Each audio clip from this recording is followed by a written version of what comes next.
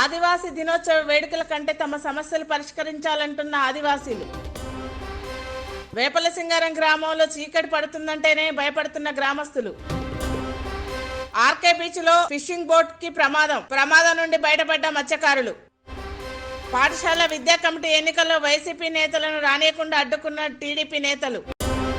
రాష్ట్ర ప్రజలందరికీ తాగునీరు అందిస్తామన్న డిప్యూటీ సీఎం బట్టి విక్రమార్క. అన్నమయ్య జిల్లా రాయచోటి మండల సర్వసభ్య సమావేశం జరగకుండా ఎంపీడీఓ అడ్డుకుంటున్నాడని జిల్లా కలెక్టర్ కు ప్రజాప్రతినిధులు ఫిర్యాదు చేశారు. టీడీపీ నేతలు సర్వసభ్య సమావేశం జరగకుండా అడ్డుకుంటున్నారన్నారు. సమావేశం శాంతియుతంగా జరిగేలా చూడాలన్నారు. కోర ముందు మాకు మీటింగ్ జరపండి ప్రభు అని మేము కొట్టుకుంటా అంటే కూడా ఉద్దేశపూర్వకంగా ఎంపీడీఓ గారు కాలయాపన కింద చేస్తూ మీటింగ్ హాల్లోకి రానియకుండా కలెక్టర్ గారు ఇప్పుడు వాయిదా ఇమ్మన్నారు కాబట్టి వాయిదా వేస్తామని సాపీకి వచ్చి చెప్తారు. ఇదే కాబట్టి మీడియా మిత్రులందరికీ కూడా మేము నమస్కారాలు తెలియజేసేది అంటే మా ఈ సమస్యలని మీరు ప్రజల దృష్టి తీసుకోవాలని కోరుకుంటున్నాం. సూర్యాపేట జిల్లా హుజూర్ నగర్ మండలం వేపలసింగారం గ్రామంలో చీకటి పడుతుందంటేనే గ్రామస్తులు భయపడుతున్నారు. గ్రామంలోని 5వ వార్డులో 20 రోజులుగా కరెంటు ఉండడం లేదని ప్రజలు ఆవేదన వ్యక్తం చేస్తున్నారు. విద్యుత్ అధికారులకు చెప్పినా పట్టించుకోవడం లేదని మండిపడుతున్నారు. దోమలు కుట్టి డెంగ్యూ మలేరియా రోగాలు వస్తున్నాయని చిన్నపిల్లలు ఇబ్బందులు పడుతున్నారన్నారు. విద్యుత్ అధికారులు తమ సమస్యలు వెంటనే పరిష్కరించాలని డిమాండ్ చేశారు. పన్ను కాలం పని చేసుకుంటూ నిద్ర లేకుండా అయిపోతుంది. ఈ విషయంలో ఖచ్చితంగా లైన్ మ్యాన్కి ఎన్నిసార్లు చెప్పినా కానీ చేస్తాం అది చేస్తాం ఇది చేస్తాం అది చేస్తాం అని తప్ప పట్టించుకోవట్లేదు. ఈ విషయంలో ఏదన్నా ఇప్పుడు మాట్లాడిన విషయం ఇప్పుడు మాట్లాడుతున్నాం. రేపు కానీ 2 రోజుల తర్వాత కానీ ఈ విషయాన్ని స్పందించకుండా ఏ విషయం చేయకపోతే మేము డైరెక్ట్ కలెక్టర్ ఆఫీస్కి పోయి మేము కంప్లైంట్ చేస్తాం. ఈ విషయంలో అయితే ఏమాత్రం దగ్గర మాది ఫస్ట్ వార్డు ఖచ్చితంగా పట్టించుకోవాల్సిందిగా కోరుకుంటున్నాం. విశాఖ ఆర్కే బీచ్ లో ఫిషింగ్ బోట్ ప్రమాదానికి గురై మునిగిపోయింది. జెట్టి నుండి ఆర్కే బీచ్ కు కొట్టుకు వచ్చింది. బోట్ లో ఉన్న 5 మత్స్యకారులు సురక్షితంగా బయటపడ్డారు. బోటు అలల దాటికి ముక్కలుగా అయింది. 20 లక్షల ఆస్తి నష్టం జరిగింది. కడప జిల్లా శ్రీ అవధూత కాశీనాయన మండల పరిధిలోని అన్ని గ్రామాల్లో పాఠశాల విద్యా కమిటీ చైర్మన్ ఎన్నికలు జరిగాయి. ఎలాంటి అవాంఛనీయ సంఘటన జరగకుండా ఎన్నికలు జరిగాయి. టీడీపీ పార్టీ తరఫున గెలుపొందిన విద్యా కమిటీ చైర్మన్ అయిన పార్టీ నేత రవీంద్రారెడ్డి అభినందించారు.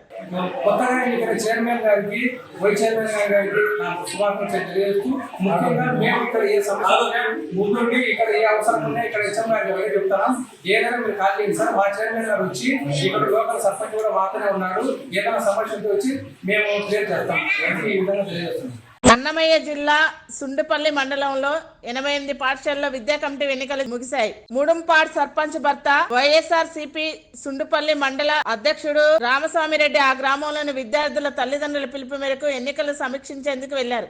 ఆయనను టార్గెట్ చేసుకున్న టీడీపీ శ్రేణులు ఆ గ్రామానికి సంబంధం లేకపోయినా చుట్టుముట్టారు. రామస్వామిరెడ్డిని బయటకు పంపి ఎన్నికలు నిర్వహించడం పట్ల గ్రామస్తులు ఆవేదన వ్యక్తం చేస్తున్నారు.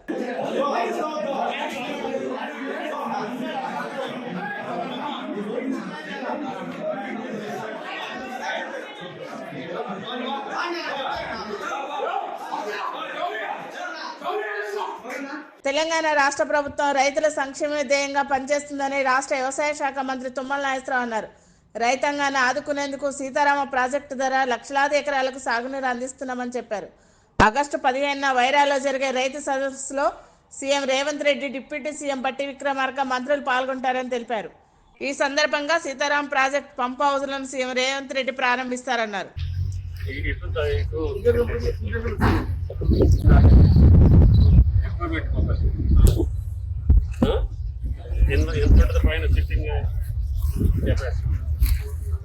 వనపర్తి జిల్లా అడ్డాకుల మండలం పెద్ద మునుగాడిచెల్ గ్రామంలో 32 kV విద్యుత్ ఉప కేంద్రాన్ని దేవరకద్ర ఎమ్మెల్యే మధుసూదన్ రెడ్డితో కలిసి వనపర్తి ఎమ్మెల్యే తూడి మేఘారెడ్డి ప్రారంభించారు. వ్యవసాయ రంగానికి ఇబ్బందులు కలగకుండా నిరంతరంగా నీటిని విడుదల చేయాలని నీటి పారుదల శాఖ అధికారులను ఎమ్మెల్యే మేఘారెడ్డి ఆదేశించారు. మండలంలోని ప్రజల సమస్యలను మండల అధికారులే పరిష్కరించాలన్నారు. 30,000 కోట్లని ఇస్తాం, 40,000 కోట్లని ఇస్తాం, 25,000 కోట్ల అయిపోవచ్చు. రైతులకు రుణమాఫీ 100% ఇచ్చే బాధ్యత కాంగ్రెస్ పార్టీ తీసుకుంటుంది కాబట్టి కాంగ్రెస్ పార్టీ ఇస్తుంది. అది కాకుండా రైతు భరోసా మీద ఎగ్గొట్టిందంటాడు. మనం గెలిచి 7 నెలలు అయింది. 7 నెలలు 2 కార్మిక ప్రజా వ్యతిరేక విధానాలను నిరసిస్తూ వనపర్తి జిల్లాలో సిఐటి తెలంగాణ వ్యవసాయ కార్మిక సంఘాల ఆధ్వర్యంలో ర్యాలీ నిర్వహించారు. ప్రధాని నరేంద్ర మోడీ ఎర్రతివాచి పరిచి విదేశీ గుప్త కంపెనీలకు స్వాగతం పలుకుతున్నారని సిఐటి జిల్లా కార్యదర్శి పుట్టాంజనేయులు విమర్శించారు. క్విట్ ఇండియా ఉద్యమం స్ఫూర్తితో దేశాన్ని కాపాడుకుందామని పిలుపునిచ్చారు. ఈ కేంద్ర ప్రభుత్వ విధానాన్ని వ్యతిరేకిస్తూ రాబోయే కాలంలో పెద్ద ఎత్తున ఉద్యమం చేయాలి. ఆగస్టు 14 తారీఖు నాడు మొత్తం రాత్రి జన జాగరణ చేయాలి. రాత్రి 8 గంటల నుంచి 12 గంటల వరకు సభ పెట్టుకొని మొత్తం ఈ 76 ఏళ్లలో మన కార్మికులకు, రైతులకు, కూలీలకు, పేద ప్రజలకు ఏమైంది, కోటీశ్వరులకు ఏమైంది, వాళ్ళకు వరాలు ఎట్లా వచ్చినాయి, మనకు నష్టాలు ఎట్లా వచ్చినామో మాట్లాడుకోవాల్సిన అవసరం ఉందని చెప్పి తెలియజేస్తూ ముగిస్తున్నా. ఎస్సీ వర్గీకరణ తీర్పుకు వ్యతిరేకంగా నిర్వహించే నిరసనను విజయవంతంగా చేయాలని మాల మహానాడు నాయకులు పిలుపునిచ్చారు. ఈ నెల 11న అంబేద్కర్ కోనసీమ జిల్లా అమలాపురంలో జరిగిన నిరసన కార్యక్రమంలో ప్రతి ఒక్కరూ పాల్గొనాలని కోరారు.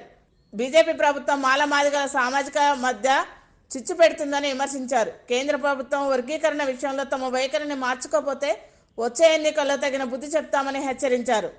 ప్రాణాలైనా అర్పిస్తాం, ప్రాణాలైనా అర్పిస్తాం, ప్రాణాలైనా అర్పిస్తాం.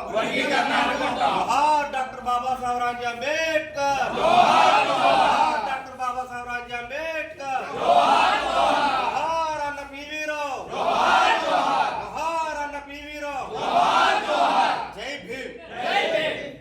అర్హులైన పేద దళిత సామాజిక వర్గాలకు న్యాయంగా భూ పంపిణీ చేయాలని బద్వేల్ దళిత ప్రజా సంఘాలు ప్రభుత్వాన్ని డిమాండ్ చేశాయి. రెవెన్యూ వ్యవస్థలో మార్పు తీసుకొచ్చి అసైన్మెంట్ భూములను పేదలకు పంచేలా ప్రభుత్వం చొరవ చూపాలన్నారు. దళిత సామాజిక వర్గాలకు భూములు ఉంటేనే ఆర్థికంగా అభివృద్ధి చెందుతారన్నారు. గుర్తించిన తర్వాత పేదలకు ఖచ్చితంగా పొలాన్ని ఏర్పాటు చేయగలుగుతారు. ఏనాడు పొలం చేర్చుకోగలుగుతారో ఆనాడు వాళ్ళు పైరు పంటలతో మంచిగా ఉన్నప్పుడు సమాజంలో వాళ్ళు మనసులో గుర్తింపు పడతారు. కానీ ఈ సల్లా చెప్పుకోడు ఒకరో బాగుపడాలంటే నిశ్చయబద్ధంగా అసెంబ్లీ కమిటీ పెట్టి ఈ అసెంబ్లీ కమిటీలో నిరుపేదలను ఎంక్వైరీ చేసి ఒక కమిటీ చేసి ఎంక్వైరీ చేసి వాళ్ళకు న్యాయం చేకూరాలని మేము డిమాండ్ చేస్తున్నాం. ఎందుకంటే ఏ రాజకీయ నాయకుడు వచ్చినా కానీ పేదగా న్యాయం జరుగుతుంది, కానీ అగ్రకులాలు మాత్రము రాజకీయ నాయకులు మాత్రం వాళ్ళే లబ్ధి పొందుతారు. పేదవాడు మాత్రమే ఉంటున్నాడు. కాబట్టి ఇట్లాంటి సాంప్రదాయాన్ని ముగింపు పలికి నిజమైన పేదవాడికి న్యాయం చేయాలని మేమైతే డిమాండ్ చేస్తున్నాం. ఖమ్మం జిల్లా వైరాపట్నంలో అమృత్ 2.0 పథకంలో భాగంగా మంచినీటి సరఫరా పథకానికి డిప్యూటీ సీఎం బట్టి విక్రమార్క శంకుస్థాపన చేశారు. రాష్ట్ర ప్రభుత్వం ప్రజలందరికీ తాగునీరు అందించడమే లక్ష్యంగా పనిచేస్తుందని డిప్యూటీ సీఎం బట్టి విక్రమార్క అన్నారు. వైరాపట్నంలోని మున్సిపల్ అభివృద్ధి పనులను యాక్షన్ ప్లాన్ పై అధికారులతో బట్టి విక్రమార్క సమీక్షించారు.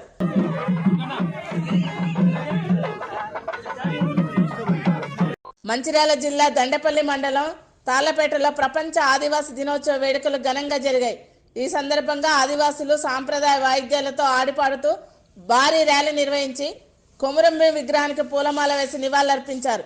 ఆదివాసీ దినోత్సవాన్ని అధికారిక సెలవు దినంగా ప్రకటించాలని ట్రైకార్ చైర్మన్ కోట్నాక్ తిరుపతి ప్రభుత్వాన్ని డిమాండ్ చేశారు. ఆదివాసుల హక్కుల పరిరక్షణ దినోత్సవంగా ఐక్యరాజ్య సమితి తీర్మానించిందన్నారు. దీన్ని భారతదేశం మొత్తం మీద ఇంప్లిమెంట్ చేయడానికి ఏదైతే మా సంఘాలు, మా కుల సంఘాలు, మా ఉద్యోగ సంఘాలు అందరూ కూడా గవర్నమెంట్ రాష్ట్ర ప్రభుత్వాన్ని కాకుండా దేశంలో ఉన్న నరేంద్ర మోడీ గారిని కూడా విన్నపం చేయడం జరిగింది. ఈ రోజు ఇంత పెద్ద ఎత్తున ఆదివాసులందరూ కూడా ఏకతాటిపైకి వచ్చి ఇంత పెద్ద కార్యక్రమం చేస్తున్నందుకు వారికి ప్రత్యేక ధన్యవాదాలు తెలుపుతూ ఈ రోజు ఈ కార్యక్రమం ఖమ్మంలో ప్రపంచ ఆదివాసీ దినోత్సవ వేడుకలు ఘనంగా జరిగాయి. పట్నంలోని పెవిలియన్ గ్రౌండ్ నుండి గిరిజన భవన్ వరకు భారీ ర్యాలీ. ఈ ర్యాలీని జిల్లా కలెక్టర్ ముజామిల్ ఖాన్ ప్రారంభించారు. ప్రభుత్వ పరంగా ఆదివాసుల హక్కుల పరిరక్షణకు కృషి చేస్తానని కలెక్టర్ ముజామిల్ ఖాన్ అన్నారు. ఎస్టీ జాబితాలో నుండి లంబాడీలను తొలగించాలని డిమాండ్ చేయడంతో కొద్దిసేపు ఉద్రిక్త పరిస్థితి నెలకొన్నది.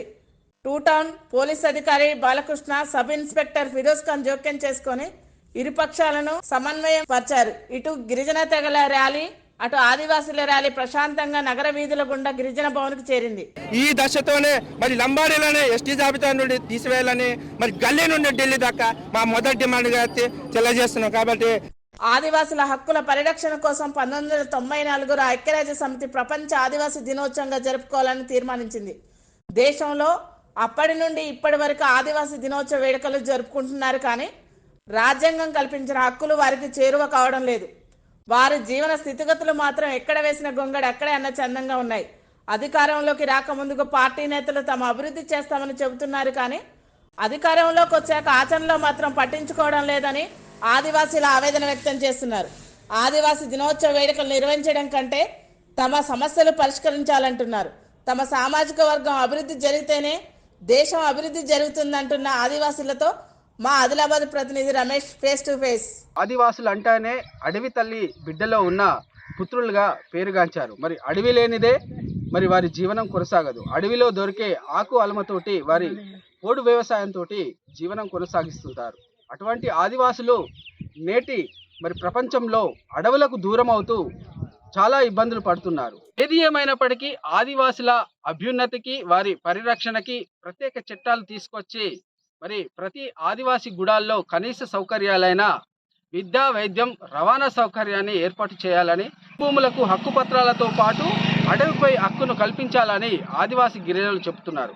మరోసారి నేటి అంతర్జాతీయ ఆదివాసీ దినోత్సవ సందర్భంగా మాస్టర్ కీ స్నేహ టీవీ తరపున మరొకసారి వారికి శుభాకాంక్షలు తెలియజేస్తూ కెమెరా పర్సన్ వెంకటేష్తో నేను మీ రమేష్, ఉమ్మడి ఆదిలాబాద్ జిల్లా నుంచి.